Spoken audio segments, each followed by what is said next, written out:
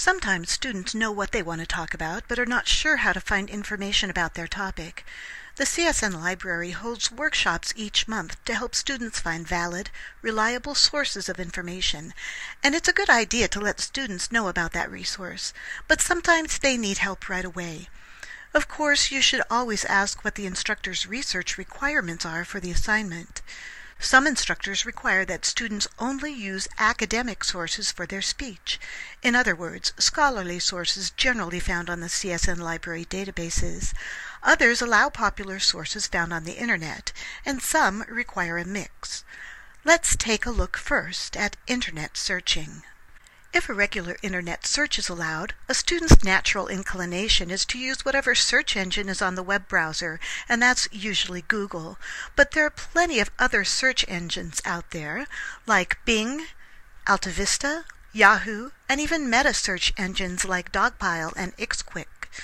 A great alternative for them is to use the Internet Public Library at ipl.org. It's a website index run by librarians and will help the student find some of the best, most reliable information on the Internet. Sometimes a student comes to the lab because they say they can't find anything on their topic. So check to see what words or phrases they're typing. They may be misspelling words, or the way they're phrasing their topic isn't getting results. Help them come up with similar words that mean the same thing until they find something that returns results. Oftentimes they get too many results, so they can always use advanced search to narrow their results by date of publication or type of document.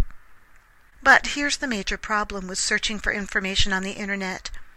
There's no guarantee that the information found there is trustworthy. Anyone with a computer, Internet access, and something to sell, an agenda or an axe to grind, can put information out there, and that information might be completely false or misleading, or maybe there's an underlying bias, and they're attempting to sway readers to believe something that might not be correct.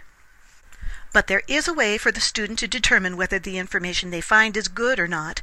Yes, I know the word crap is misspelled, but it's not a word. It's an acronym that stands for the things that the student needs to check about sources and information that they find on the Internet.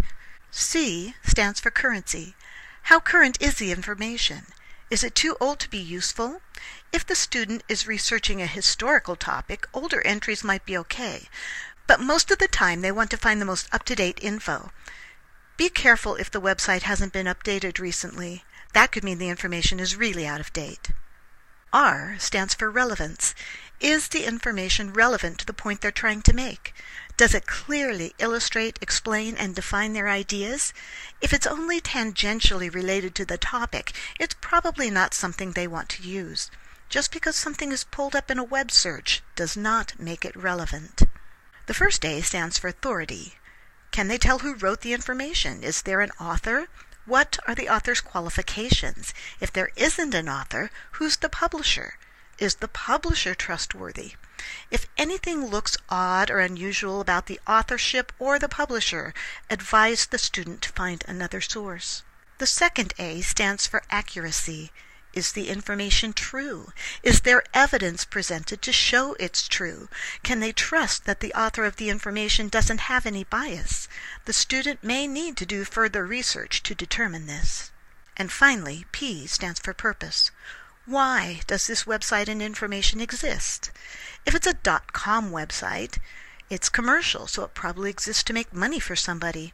Are these people trying to sell you something? Be aware.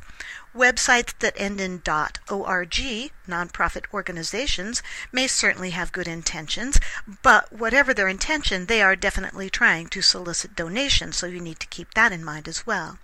Government and educational websites, which are .gov and .edu, are generally trustworthy, but knowing why information is provided on websites can really help a student decide whether to use it or not. Fortunately, CSN students have access to great databases with good, reliable, current information. Unfortunately, it's often difficult to get them to use these databases because they're so used to looking things up on Google. But if you can steer them to the CSN Library webpage, they are very likely to find exactly what they need. And if the instructor requires them to use it, they really don't have any choice. Here are some common ways a student might use databases for speech research. The OneSearch search engine on the library homepage is great for seeing what's out there on all the CSN databases and the catalog. Right here is the OneSearch box, so the student would type in their search terms here and click Find It. And it would pull up everything that is on the databases or in the catalog. And then they could find what is relevant to their topic. EBSCO Complete is an excellent general topic database. Students should be able to find information on this database for both their informative and persuasive speech topics. Particularly for persuasive speeches, Opposing Viewpoints database is extremely useful. It's really easy to use, and the student can find all sides of any issue so that they can better understand the arguments and find great evidence to use in their speeches. I highly recommend that as a tutor you become familiar with the CSN Library website if you aren't already. You might want to take one of the library workshops just to remind yourself of all the great resources we have there.